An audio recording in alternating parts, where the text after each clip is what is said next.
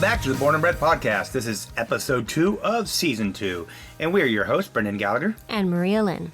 This episode is sponsored by us. That's right, it takes a lot of time, energy, and money to do everything we're doing here at Born and Bred, but the good news is you can help us. Go to patreon.com/bornandbredmusic now and pledge just $1 a month and help us continue doing all the things we're doing to promote the music in the Mountain State.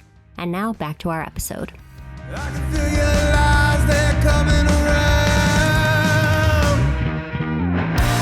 The further I get from you, the closer I get. So, we are going to talk about something we just launched, and we're super excited about. We've been working on this really since the inception of Born and Bred magazine. When we first had the conversations about, hey, let's do this, let's promote West Virginia artists, one of the things we did when we started renovating our space for it was we created a stage. Now, we've had people use that stage for multiple things, but our ultimate goal with that stage was to be able to have bands come in, use high quality video production, and give them essentially a tiny desk type experience where they get to record 2 songs, and we put them out there for them and promote them and give them a really nice high quality video recording. That was always been our goal. And it took us quite some time to get there because we didn't know how. You know, there was a thought of, hey, can we just do this with gear we have? And can we make it happen ourselves? And The answer was no. Yeah, the answer was a big no. Especially after we saw the setup that the film crew actually used. It's like, oh no, we could not have done this. Yeah. And that film crew happens to be Mountain Craft out of Fairmont. We love them. They're amazing. They do so much stuff.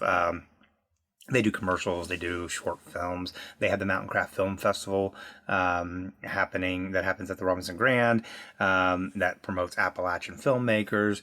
But they came on board with us and they produced our Stomping Grounds concert series. We selected 5 bands, and I'm not going to tell you who they all are right now. Bands/artists. Yeah, artists, yeah. And those 5 came in and recorded their songs, and then they've edited them, and we did an interview package, and the first one of those just released featuring the Moon My Twin. We are big fans of this band. They're amazing. We talk about them a lot. Yeah, we do. Here, there, and everywhere. If you hear me talk about West Virginia music, I'm probably going to mention the Moon My Twin.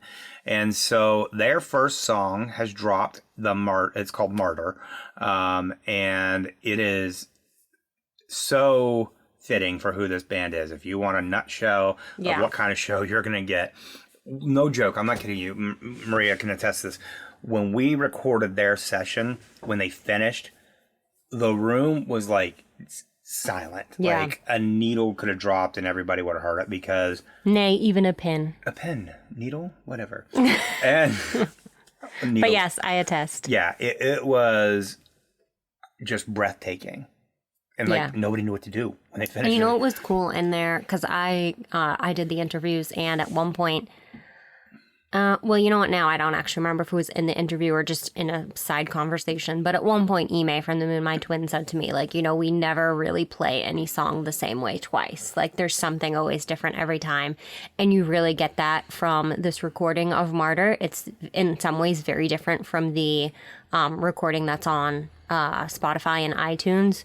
But it's so good. It's sometimes you hear a different version and you're like, oh, it's not the same. Like, my ear is used to hearing it a certain way. But in this case, it's like, no, they're just so good at what they do that even like changing it up, you're just like, it's you're a fan all over again. Yeah.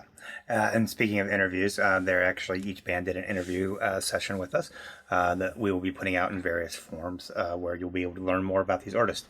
So be sure to be following us on Facebook, Instagram, YouTube. Yeah, so you can stay up to date on all that. Follow our YouTube because that's where these are all going to drop. And there's actually some really, there's already good content on our YouTube, but this is just going to be stuff you do not want to miss. So check that out. Okay, so with that said, we're going to transition into, we have a special guest on this episode, an amazing band called A Tale of Two, who you may have also heard us speak of. They've been on our Born and Bred concert series, and we've done a few things featuring them in the past. This band features Stephanie Adlington, who happens to be from my hometown of Grafton, West Virginia, who now is a resident of Nashville. She is a vocal instructor at Belmont University, which is a very prestigious music school in Nashville. And interestingly enough, Aaron from A Tale of Two is from my home state. Yes, he's also, he's from, where is he at? I don't remember. I was hoping you wouldn't ask. Worcester? I don't know. No, it's not. It's not Worcester. Whatever. Anyhow. No, leave the accent to me.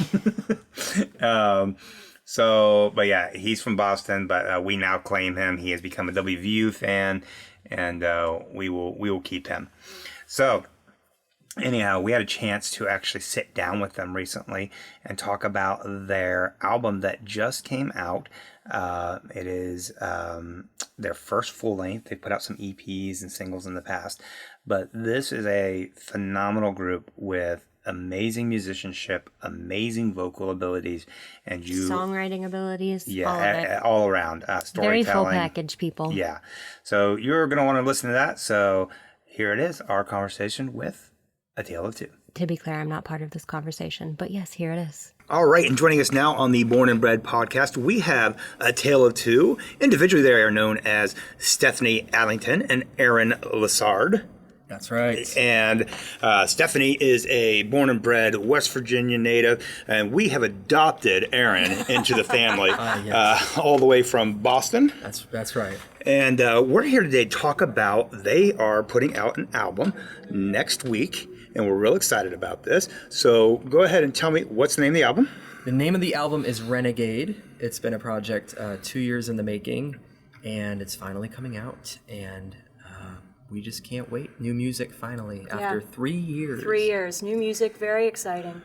And so what was the writing process like on this? Because you guys have evolved as a group from when you started to where you're at now. Mm-hmm. So what has that writing process been like? And how did we get from the more jazzier starts to, I feel like we're more in an Americana kind of feel now? Yes. I feel like the storytelling aspect has been the same lyrically, at least for me. I try to approach it from stories I've read or some type of folklore or something that I've known about, or then if something just kind of happens, like we have a new song on the album called Once Upon a Summer's Day, and it's basically about growing up in Grafton for me, but I think anyone that's grown up in a small town can relate.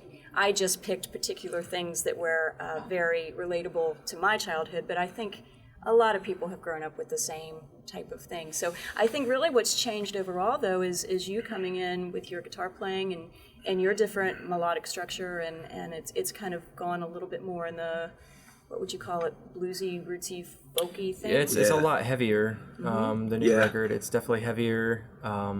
We have kind of worked with a new team of people around us on it, and I would say the writing has changed in the sense that I think a lot of our initial inspiration was more like Prohibition era, that kind of folklore, and now we're starting to write a little bit more about personal things, some more current things, and like we have a song, The Canyon, which is the second track on the record, and that's basically like a very pessimistic dig at the current music industry. Oh boy. Y'all go check that out. No, it's all good. We hope you're nicely offended. Yes. So we're starting to take things in a little bit of a different direction. It's interesting though, during the process, because the record took so long, it kind of took over 2 years. There is kind of those like remnants of the prior record that are still lurking, and then it kind of, you can tell it evolves into the newer stuff as you listen on. Well, that's fun. It's going to be kind of cool to see that transition and kind of map that out. Yeah. That's awesome. So you guys released your first single from this back in August. Yes. And that was called? Oh, Renegade is the title track. And so now that one we've already, that song, it's kicking. Thank you. Thank you. I was very impressed with what I've heard of that. Cool. And tell me a little bit about that track and why is Renegade the theme of this album? Why we choose this? Very dynamic track, very guitar driven. Yes, Renegade. Renegade was an old song that we never put out. Okay. And it was, we probably only maintained about 20% of what that song was. We rewrote the guitar, we redid the entire lyrical structure, and kept very little of the melody. And the point of the song really is kind of having that new beginning and breaking away from trends and Ties. it's kind of that thing with us with Nashville too, just trying to stick out and be different. So it's that's kind of what the whole song is about in a general sense. And lyrically, we had to look back at Appalachian roots for you, and so we used some of that imagery as well. Because it's very powerful. You're never going to get away from that. I think all of that, it's very nature, it's very organic. It always has a part of people's lives or history. Yeah, and being the title track and the first track on the record, we just wanted to open with something that kind of just like hits you immediately. Because the first EP starts off really kind of dramatic and mellow in terms of like the dynamics. It's more of like a sad song, whereas I just wanted to start this record like super hard. Mm-hmm. So that's and positive. It's definitely a contrast. And I think it has a positive spin to it. Yeah. Because it says that anything that you feel like you've been chained to or stuck with, you don't have to be. You can get rid of that and basically create something new. Awesome. Well, we are very excited about this, and I'm super excited you guys are putting out new material. Can't wait to hear the whole thing. Where can people get it? Everywhere across the interwebs. So anywhere streaming. Now, is there any physical content related to this? Yeah. So we are doing a full run of CD and vinyl for the first time. What's a CD? I know what a vinyl Yeah, is. CDs are coasters. Are they new? They're coasters. Okay. They're furniture pieces. Okay. But the vinyl is the is the sweet spot. So we're working with awesome folks over at Memphis Pressing. Nice. We will drive to go collect them because That's fun. the shipping is Ridiculous. Yes. And I don't trust it. I just want to get it myself. Oh yeah. We're doing really some cool designs inside. We have a Skull Candy logo that we've been kind of showing off everywhere, and we're doing something with that inside, and so it's gonna be awesome to do some vinyl. Pretty exciting to have some new stuff out, and it just kind of invigorates you to keep going. Well, congrats on the album, and we wish you all the success in the future. And stick around for Born and Bred, guys, because you'll be hearing a lot more about these guys as they continue to progress, and they get all kinds of accolades, especially in the Americana world and things that are happening there. Check them out, Tale of Two, everywhere you do streaming. Find them on Facebook, Instagram, and we will see you in a minute. Thanks to A Tale of Two for stopping by and talking to us. Check out that album everywhere. It's on Spotify, Apple, YouTube, everywhere you do music, and also, I don't know if they have any more left, but there is a vinyl pressing of it. I'm sure you could probably order one, so check that out and pick that up today. So, and sweet t-shirts. Oh gosh, they got a sweet t-shirt. Their merch is with this such good graphic. It's so good. Yeah, check it out. Check out their website and all their things. We love them. So pick that up. Thanks, Stephanie and Aaron. Okay, so with that said, thank you for tuning in today. Do want to let you know that upcoming on November the 16th.